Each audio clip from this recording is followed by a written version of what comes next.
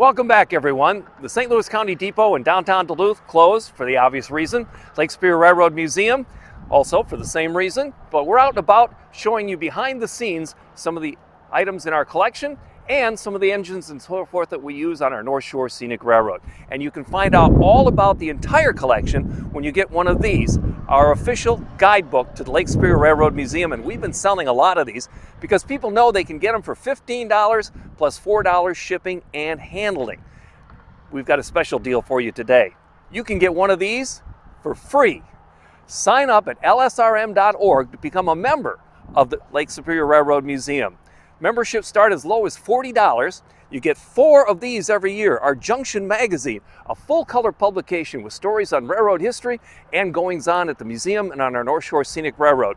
And for a limited time only, like this week, when you do sign up, we'll throw in one of these absolutely free. It's a $19 value, and you get the membership and you get the guidebook this week only.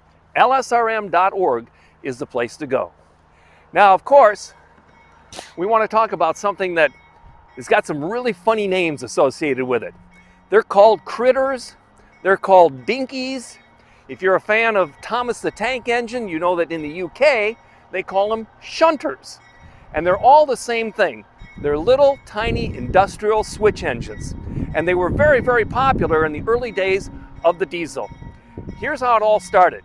Back in the 1890s, the 5 Mack brothers get together, and they started out building carriages. Later, they started to build buses.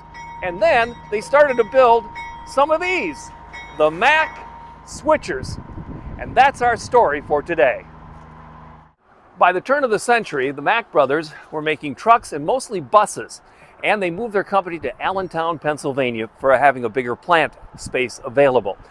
And because they were making mostly buses at this time, it was natural that they would make trains that also moved mass amount of people. And they started with the Doodlebug. And just like their big back trucks, the Doodlebug was chain driven. In 1921, though, they finally got around to building locomotives, like this steeple cab model here. They made a bunch of them, and they were quite popular for industrial switching. As I said, these were not necessarily for the railroads, but for industries that the railroads served, so the railroads didn't have to do all the switching around the plant. Now you could get one of these. They started at 12 to 85 tons, anywhere from 85 horsepower to 540 horsepower. And that 540 horsepower actually had 4 gas engines in it. These were gas electric. Gas engines turned a generator, which sent electricity to traction motors on the wheels themselves. They'd gotten rid of the chain drive by this time. Now, this particular model was built in 1931. That means it's one of the oldest pieces of equipment in our collection, predating some of the steam engines that we have on display. This is really a relic, and they only made 8 of this particular model. So having one survive is also quite interesting, and it was the first motive power piece ever donated to the museum. And here's how that happened. In 1921, this was bought by the Fegler Company in Minneapolis. They were a construction firm. They had it for about 10 years, and then they sold it to Northern Pump Company, which was located in Fridley. And it had a World War II history to it as well. During World War II, Northern Pump Company got Navy contracts, big Navy contracts, and built turret guns for destroyers. And they built them all outside of Minneapolis, and this was the engine that switched the plant, moving those big turret guns in and out on the way to Navy shipyards to be put into service during World War II. After that, it ended up at the Hyman Michaels scrapyard here in Duluth.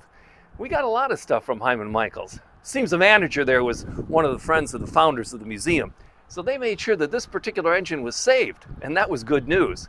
It went up to Babbitt, Minnesota. The Reserve Mining Company was operating then. Now they're North Shore Mining, but back then they were called Reserve. And they had their shops in Babbitt, and they sent it up there to be repaired. And they swapped out the original gas engine and put in a GM diesel, which is what you're here running today. One of the most popular parts of these tours is when we climb up and get in the cab. Inside the cab, they kept the controls very basic. Remember, these were going to be run by people that really weren't railroaders. They were just working on a railroad at an industrial site somewhere. And because the turnouts in industrial sites are kind of tight, that's why this little 4-wheel truck underneath was very good for maneuvering in those tight places. Obviously, you've got brakes, you've got throttles, you've got your bell, you've got everything you need to run the engine. And one of the things that's interesting, people ask about is, if we're the Lake Superior Railroad Museum, so why does it say Lake Superior Museum of Transportation and Industry? Well, turns out we changed our name. How things change. Older than some of our steam engines, first piece of motive power in the collection. Hyman Michael's scrapyard is now called Ascon. Reserve mining is now North Shore Mining. But the Lake Superior Railroad Museum is still here.